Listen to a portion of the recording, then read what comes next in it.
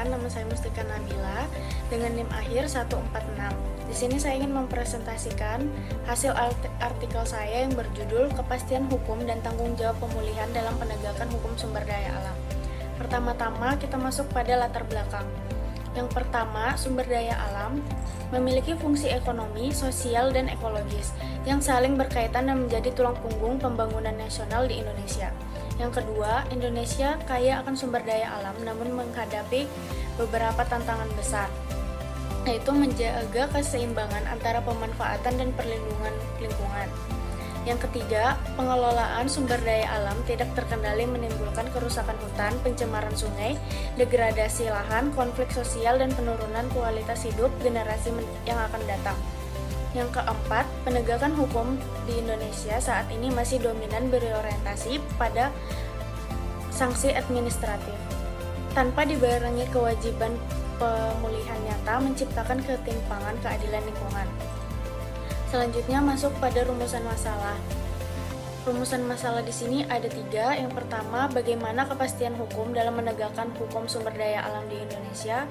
Kedua, bagaimana penerapan tanggung jawab pemulihan terhadap kerusakan lingkungan. Yang ketiga, bagaimana hubungan keduanya masuk dalam mewujudkan keberlanjutan ekosistem. Selanjutnya, metode penelitian ini ada 3, yaitu yuridis normatif, pendekatan peraturan perundang-undangan. Yang kedua, deskriptif analisis. Ketiga, bahan hukum primer, sekunder, dan tersier. Keempat, analisis sistematis, kesimpulan objektif dan akademis. Pertama, masuk pada pembahasan. Sini saya ingin membahas pertama-tama kepastian hukum dalam penegakan hukum sumber daya alam. Definisi prinsip yang memberikan kejelasan aturan, hak, kewajiban, dan prosedur hukum bagi semua pihak, pemerintah, pelaku usaha, dan masyarakat. Landasan hukum utama termasuk dalam Undang-Undang Nomor 32 Tahun 2009 tentang Perlindungan dan Pengelolaan Lingkungan Hidup. Ditambah Peraturan Kehutanan, Pertambangan, dan Pengelolaan Wilayah Pesisir. Masalah tumpang tindih. Banyaknya peraturan tanpa koordinasi antar lembaga menyebabkan penegakan hukum berjalan tidak efektif.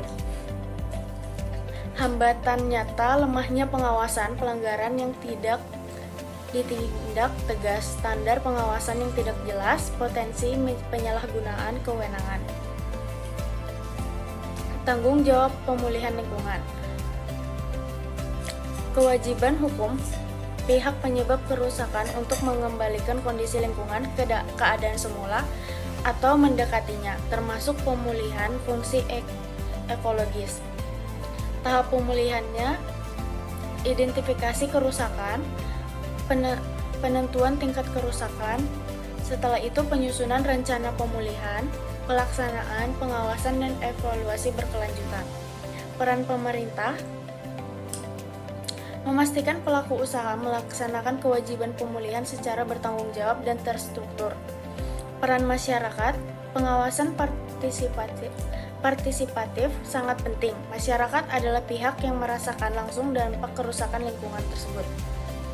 Selanjutnya, kendala dalam pelaksanaan pemulihan. Kendala teknis dan ilmiah. Penentuan tingkat kerusakan memerlukan kajian ilmiah yang kompleks dan mahal. Pembuktian hubungan sebab akibat antara aktivitas usaha dengan kerusakan sering diperdebatkan. Standar pemulihan belum seragam dan berbasis ilmiah. Kendala hukum dan kelembagaan, yaitu pelaku usaha lebih memilih membayar sanksi daripada melaksanakan pemulihan yang berbiaya besar. Selanjutnya, pengawasan kewajiban pemulihan masih lemah dan kurangnya koordinasi antar instansi penegak hukum. Selanjutnya, hubungan kepastian hukum dan pemulihan untuk berkelanjutan ekosistem. Kepastian hukum sebagai fondasi norma yang tegas dan tidak multitafsir memungkinkan semua pihak memahami kewajiban pemulihan dan konsekuensinya. Tanpa kepastian hukum, pemulihan berjalan tidak konsisten, kebijakan tidak seragam, dan peluang menyimpang terbuka lebar. Efek jera ditambah dengan kepatuhan. Kepastian hukum menjamin pertanggungjawaban yang adil dan proporsional sesuai tingkat kerusakan, mendorong kebutuhan jangka panjang. pemulihan optimal, sumber daya alam memiliki keterbatasan, serta pemulihan aktif menjaga keseimbangan untuk kepentingan generasi yang akan mendatang. Selanjutnya, kesimpulan. Kepastian hukum dan tanggung jawab pemulihan adalah dua pilar yang saling menguatkan. Dalam penegakan hukum sumber daya alam, keduanya tidak bisa dipisahkan. Kepastian hukum memberikan kejelasan antara aturan dan mekanisme penegakan. Tanggung jawab pemulihan memastikan perbaikan nyata atas kerusakan yang telah terjadi. Penegak hukum tidak cukup hanya berfokus pada sanksi yang harus disertai dengan kewajiban pemulihan dan efektif dan terstruktur. Tantangan utamanya adalah lemahnya pengawasan, ketidakkonsistenan penerapan hukum, dan belum adanya standar pemulihan berbasis ilmiah yang seragam. Diperlukannya penguatan sistem penegakan hukum agar keberlanjutan lingkungan hidup dapat terjamin untuk generasi sekarang dan akan mendatang.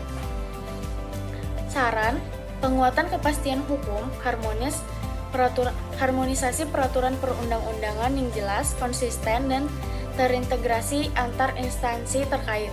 Pengawasan dan penindakan lebih tegas, pemerintah perlu memperkuat pengawasan pelanggaran lingkungan secara berkelanjutan dan konsisten. Standar pemulihan berbasis ilmiah yaitu penyusunan standar pemulihan yang jelas dan terstruktur guna meminimalisasi perbedaan interpretasi di lapangan. Koordinasi antar lembaga. Peningkatan koordinasi untuk menghindari tumpang tindih kewenangan yang menghambat efektivitas penegakan hukum. Selanjutnya, yang terakhir, partisipasi masyarakat. Penguatan peran masyarakat dalam pengawasan pelaksanaan pemulihan sebagai kontrol sosial yang transparan dan akuntabel. Sekian presentasi dari saya. Wassalamualaikum warahmatullahi wabarakatuh. I just had to let you know you're She had me, baby, boom, shit.